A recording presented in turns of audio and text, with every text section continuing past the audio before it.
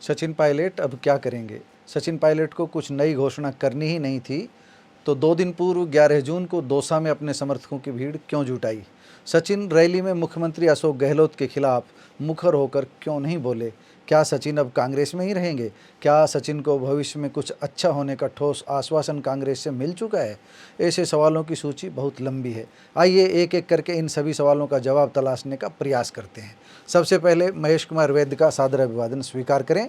Pilot के विषय को आगे बढ़ाने से पहले एक विनम्र निवेदन, कृपया हमारे चैनल एनजेपी इंडिया को लाइक, सब्सक्राइब और शेयर अवश्य करें। सबसे पहले तो ये समझ लें कि यह सचिन का शक्ति प्रदर्शन होते हुए भी उनकी राजनीतिक रैली नहीं थी। अपनी मुट्ठी को बंद रखने के लिए सचिन पायलट ने अपने पिता किसान नेता स्वर्गीय राजेश पायलट की पुण्यतिथि के आयोजन को एक तरह से श्रद्धांजलि सभा ही रखा, लेकिन खास संदेश के साथ। मैं बंद मुट्ठी इसलिए ही कह रहा हूं ताकि सचिन को लेकर रहस्य और अटकलों का बाजार गर्म रहे। सचिन न गहलोत के प्रति समर्पण दिखाना चाह रहे थे, न उनका तीखा विरोध। अभी डोर को इतना खींचने का वक्त ही नहीं था। सचिन ने वही तो किया। अधिक खींचने से डोर टूटने का डर था। धनुष की ऐसी डोर किस काम की जो टूट जाए? निशाना साधने का काम तो उसी धनुष से संभव हो पाएगा जिसकी डोर टूटने की बजाय लचक पैदा करे। पायलट ने यही तो किया। इस आयोजन को मैं राजनीतिक संदेश देने वाली गैर राजनीतिक रैली इसलिए कह रहा हूं क्योंकि इसमें कांग्रेस के होर्डिंग, बैनर व पोस्टरों की बाढ़ नहीं थी। न कांग्रेस जिंदाबाद के नारे थे, न भाजपा विरोधी नारे। जो लोग यह उम्मीद कर रहे थे सचिन पायलट इस दिन नए राजनीतिक दल की घोषणा करेंगे, उन्हें जरूर झटका लगा होगा। लेकिन राजनीति की थोड़ी सी भी बारीकियां समझने वाले, थोड़ी सी सूझबूझ रखने वाले ये अच्छी तरह जानते थे कि सचिन पायलट न तो राजनीतिक दल की घोषणा करेंगे और न ही कांग्रेस को पानी पी पी कर कोसेंगे। अब सवाल उठता है कि कुछ करना ही नहीं था तो फिर दौसा के मैदान में रैली क्यों बुलाई, भीड़ क्यों जुटाई गई? मैं आपको एक एक करके इसके कारण बताता हूँ। ये रैली इसलिए बुलाई ताकि समय रहते कांग्रेस हाईकमान उनकी बात को अधिक गंभीरता से सुन सके। हुआ भी ऐसा ही। पुण्यतिथि पर आयोजन की सुगबुगाहट शुरू होते ही दिल्ली सक्रिय हो गई थी। गहलोत और पायलट के बीच सुलह सफाई की कोशिशें भी इसी दरमियान तेज हुई और अंदर खाने एक समझौता भी हुआ। जो समझौता हुआ वह बेशक बाहर नहीं आया है, लेकिन अगर सचिन 11 जून का आयोजन करने की घोषणा नहीं करते तो दिल्ली दरबार इतनी तेजी से सक्रियता नहीं दिखाता। सचिन का रैली में गहलोत पर सीधे तीखा वार नहीं करना भी दिल्ली के तय कथित एग्रीमेंट का ही परिणाम दिख रहा है। ऐसा एग्रीमेंट जो अभी बाहर नहीं आया है। दोस्तों, 11 जून की रैली अकारण भी नहीं थी। इसका सार था, गहरा सार था। इसका सार है जनाधार परखना। इसमें सचिन कामयाब हुए। सार है अपने साथियों की पहचान करना। इसमें सचिन कामयाब हुए। सार है भविष्य के लिए दरवाजे खुले रखना। सार है कांग्रेस में ही बने रहना और दाव लगने पर अगली पारी में नेतृत्व की संभावना खुली रखना। सार है हाईकमान का विश्वास जीतना। इससे पूर्व जब सचिन पायलट ने बगावत की थी तब उन्होंने विश्वास खो दिया था। दौसा में पत्ते खोलने का दिन था ही नहीं। पत्ते इसलिए नहीं खोलने थे क्योंकि अकेले पार्टी बनाकर राजस्थान का ताज मिलना संभव नहीं था और भाजपा में ताज मिलने की संभावना नहीं थी।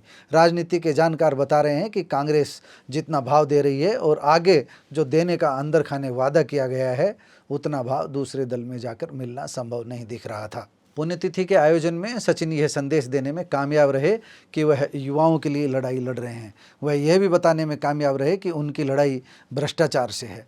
वह सीएम अशोक गहलोत तक यह संदेश भी पहुंचाने में कामयाब रहे कि उन्होंने भाषा की मर्यादा नहीं खोई।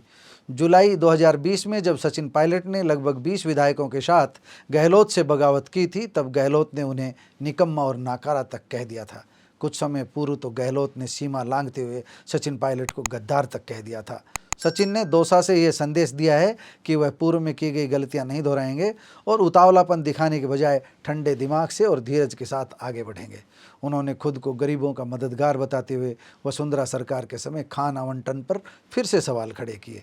सचिन यह बताने में कामयाब हुए कि आवंटन निरस्त करना न्याय नहीं है। न्याय का मतलब है गलती करने वाले को सजा देना। सचिन का जोर इसी बात पर था। अब सवाल उठता है कि दिल्ली एकाएक क्यों सक्रिय हुई? अगर सचिन की दुकान में सामान नहीं है तो दिल्ली दरबार ने गहलोत सचिन के बीच सामंजस्य का प्रयास क्यों किया? दोस्तों, दिल्ली इसलिए सक्रिय हुई क्योंकि पायलट गुर्जरों के बड़े नेता है, युवाओं में उन्हें सुनने की ललक है, अन्य राज्यों में असरदार है, युवाओं में उनका क्रेज है, मुस्लिम मतदाताओं में भी उनकी स्वीकृति है, वह क्राउड कैचर है। राजस्थान में कांग्रेस सत्ता में आएगी या नहीं, यह तो भविष्य का सवाल है, मगर सचिन का कांग्रेसी बने रहना राजस्थान में कांग्रेस की संभावना को जीवंत तो रख ही रहा है ना। सचिन का जाना तो भाजपा के लिए संजीवनी का काम कर देता। इसी कारण राहुल गांधी और प्रियंका ने सचिन को गहलोत से लड़ने की बजाय भाजपा से लड़ने के लिए तैयार किया है। इस एकता के बदले सचिन आने वाले समय में राजस्थान में अपनी स्वीकार्यता बढ़ाने का प्रयास करेंगे। यह तब संभव होगा जब वे अधिक से अधिक लोगों को टिकट दिलवाकर उनकी जीत सुनिश्चित करेंगे। जाहिर है सचिन को कांग्रेस की मजबूती के लिए काम करना होगा। चुनौती बहुत बड़ी है, मगर युवा सचिन शायद इसे स्वीकार कर चुके हैं। यही दौसा का संदेश भी है। अब सवाल यह है कि क्या कांग्रेस आला कमान ने पायलट पर फिर से भरोसा कर लिया है? 2020 में जो भरोसा टूटा था, क्या वह फिर पा लिया है? पहले समझें कि पायलट आला कमान का विश्वास क्यों खो बैठे थे। ऐसा इसलिए हुआ था क्योंकि वह अपने समर्थक विधायकों को लेकर हरियाणा के एक होटल में जाकर बैठ गए थे, सरकार विरोधी रणनीति बनाने में जुट गए थे। यह गहलोत का नहीं बल्कि कांग्रेस का विरोध था। इससे सचिन की छवि अपनी ही सरकार के प्रति नकारात्मक, अति महत्वाकांक्षी, अपनी सरकार को गिराने का प्रयास करने वाले, विधायकों का अल्पमत होते हुए भी 3/4 से अधिक विधायकों का समर्थन रखने वाले अशोक गहलोत को हटाने की जिद करने वाले और समय समय पर अपनी ही सरकार की घेराबंदी करने वाले नेता की बन गई थी। सचिन को शायद तब की चूक का एहसास हो चुका है। प्रत्यक्ष में वह शायद न कहें, लेकिन ऐसा हो चुका है। राजनीति के जानकारों का कहना है कि सचिन को गहलोत के मुकाबले इन पार्टी लड़ाई लड़नी चाहिए थी, आउट पार्टी नहीं, मगर दिल्ली से उनकी निकटता बनी रहनी चाहिए थी। राजनीति में संख्या बल महत्वपूर्ण है। जब हाईकमान ने गहलोत को हटाने का मन बना लिया था, तब गहलोत ने विधायक आगे कर दिए थे। मुझे तो कभी कभी ऐसा लगता है कि इस पूरी स्क्रिप्ट के पीछे भी कहीं हाईकमान की सहमति तो नहीं थी। आखिर गहलोत ने इतनी हिम्मत दिखाई कहाँ से थी? हालात जैसे बन चुके हैं, उसमें कांग्रेस हाईकमान की भूमिका विधानसभा चुनावों के बाद ही बढ़ेगी। तब तक धीरज के साथ इंतजार करना ही एकमात्र रास्ता है। शायद सचिन यही करेंगे, वह इसे समझ चुके हैं। सचिन ने अगर गलती की है तो गहलोत ने भी भाषा की मर्यादाएं लांघी है। अगर राजस्थान के इन दोनों दिग्गज नेताओं की ट्यूनिंग एक नहीं हुई तो कांग्रेस के लिए आने वाला समय मुश्किल भरा होगा।